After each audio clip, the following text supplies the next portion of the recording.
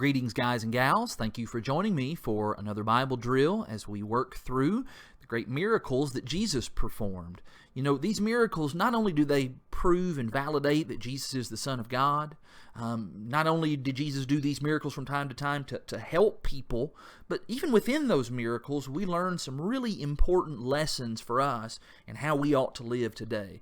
And that is especially true in this miracle that's performed and recorded for us in Luke chapter 5 in the first 11 verses.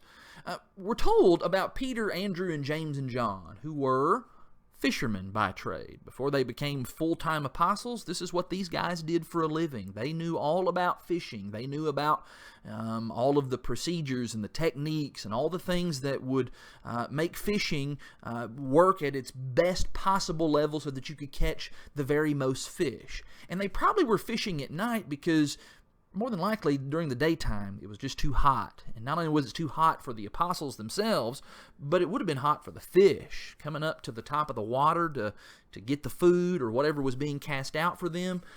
Fish tend to go down more toward the bottom where it would not be so hot. And so they're going to do this at nighttime, but unfortunately, they fish all night and they don't catch anything. So they're doing this all night long, casting the nets, waiting and pulling them in. Casting the nets, waiting and pulling them in, hours and hours on end, and they don't get anything. That would have been pretty disappointing, especially if this is what you did for a living. Well, the next day, Jesus came to that lake, to the Lake GENNESERAT, or sometimes referred to as the Sea of Galilee, and he taught the crowds from the boat. Going to just use that as an opportunity to do some teaching for all the people that had followed him and were continuing to follow him. But after the teaching was done, Jesus told Peter, "Hey, Peter, let's go out. Let's go out into the water again. Let's go out into the deep and let's put those nets back out once again." Now, Peter probably thought to himself, well, Jesus, I don't think you know what you're talking about. You know, you don't do this for a living. We do this for a living. We know what we're talking about. We've been doing this all night long and we didn't catch anything. It's just a bad time to do some fishing. But you know what I love about Peter? Peter says to Jesus, "Nevertheless, Lord, at your word, we're going to let down the nets." It didn't make sense, but we're going to do it anyway. And that ought to be our attitude. Jesus commands us. We may not understand it. We may not get everything about that or understand all of the reasons why, but we're going to do it because we trust Jesus. And guess what happened when Peter and the rest of them did that? We're told that when they let down their nets, that they caught so many fish that their nets began to actually rip apart. I mean, it was just unbelievable how many fish they ended up catching on this occasion. They ended up signaling for James and John to come over and to help them. "Hey, come on, get over here. We need some help over here." And the result is they filled up 2 boats full with all of the fish that they had caught.